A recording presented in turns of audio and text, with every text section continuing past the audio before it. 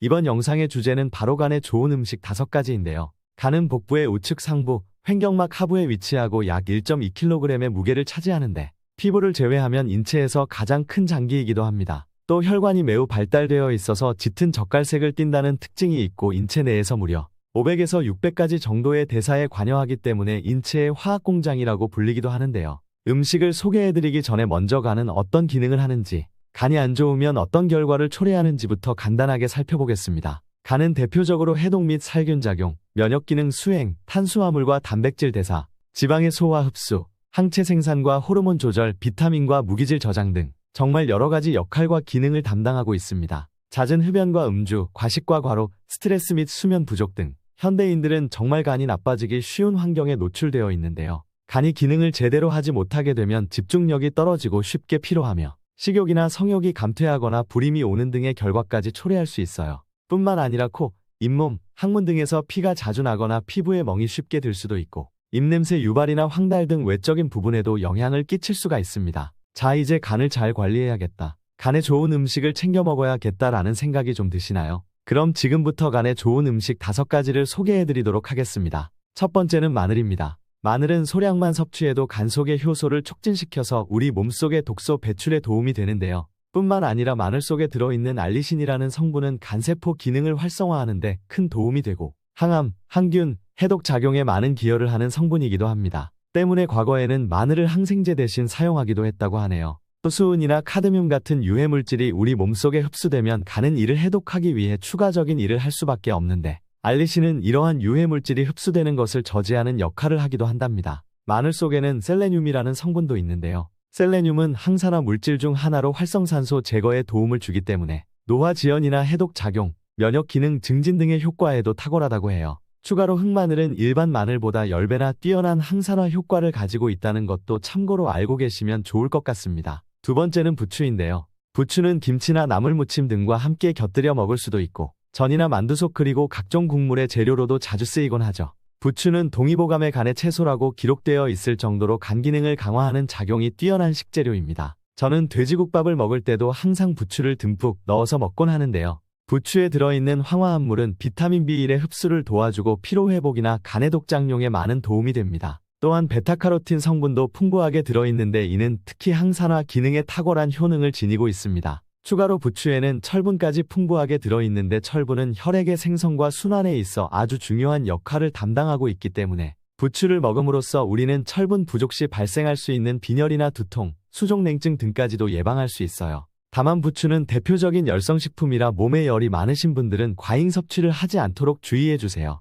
마트나 시장에서 부추를 고르실 때는 선명한 녹색을 띠고 뿌리 쪽에 흰색 줄기 부분이 많은 것 그리고 만졌을 때 촉감이 부드러운 것을 고르는 게 좋고요. 잎의 끝이 마르거나 뒤틀려 있는 것, 갈변한 것 그리고 만졌을 때 억세거나 길이가 너무 긴 것 등은 고르시지 않는 게 좋다는 것도 참고해주세요. 세 번째 음식은 바로 원두 커피입니다. 커피는 워낙 대중적인 음료이다 보니 적정량의 커피를 매일 마시게 되었을 때 다양한 효능이 있다는 건 누구나 아실 것 같은데요. 심장질환이나 뇌질환 그리고 당뇨병까지 다양한 질병을 예방할 수 있죠. 그런데 커피를 통해 간질환까지 예방할 수 있다는 사실 아셨나요? 이탈리아 밀라노 대학에서는 하루에 커피를 3잔 마시게 되면 간암 발병률을 40%까지 낮출 수 있다는 연구를 발표하기도 했는데요. 원두를 고온에서 압출할 때 생기는 오일 성분인 카페올이라는 성분에는 간세포 손상을 억제하는 효능이 있고 이는 간이 딱딱해지는 간경화 예방까지 이어질 수 있다고 합니다. 또 커피 원두는 폴리페놀의 일종인 클로로겐산이 풍부하게 함유되어 있는 식품인데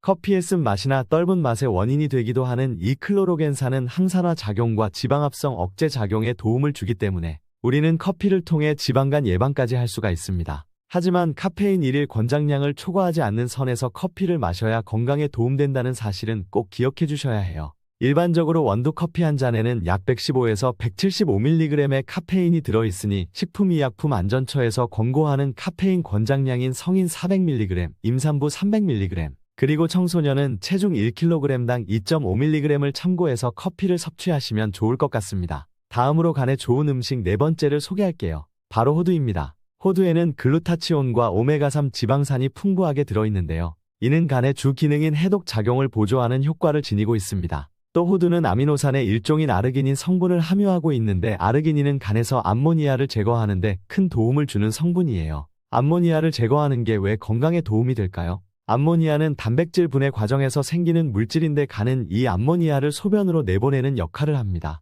만약 간이 제 기능을 못하게 된다면 암모니아가 소변으로 배출되지 못하고 간에 쌓여서 독성 물질로 작용하게 되는데, 이는 뇌기능 억제, 신경계 이상 증세로 이어질 수 있고 행동이나 성격이 공격적으로 변한다거나 심할 경우 의식이 나빠지고 혼수 상태에 빠지는 결과까지 초래할 수 있습니다. 하지만 이렇게 좋은 효능을 가지고 있는 호두도 과다 섭취를 하게 되면 설사나 구토 증상으로 이어질 수 있고, 칼로리 또한 높은 편에 해당하기 때문에 하루 섭취량은 5에서 6알로 제한하는 것이 좋겠습니다. 마지막으로 소개해드릴 음식은 바로 브로콜리인데요. 미국 국립암연구소에서는 브로콜리를 10대 암 예방식품으로 선정하기도 할 만큼 브로콜리는 우리 몸에 좋은 아주 대표적인 슈퍼푸드라고 할 수 있습니다. 특히 브로콜리는 과식이나 운동 부족으로 인해 술을 마시지 않는 사람들에게도 생길 수 있는 비알코올성 지방간 예방에 탁월한 음식 중 하나고요. 또 브로콜리 속에 들어있는 성분 중에 하나인 설포라판이라는 성분은 항산화 효과, 간세포 보호 등에 있어 아주 탁월한 효과를 보이기도 합니다. 이 설포라판 성분은 브로콜리 외에도 십자화과 채소에 해당하는 콜리플라워,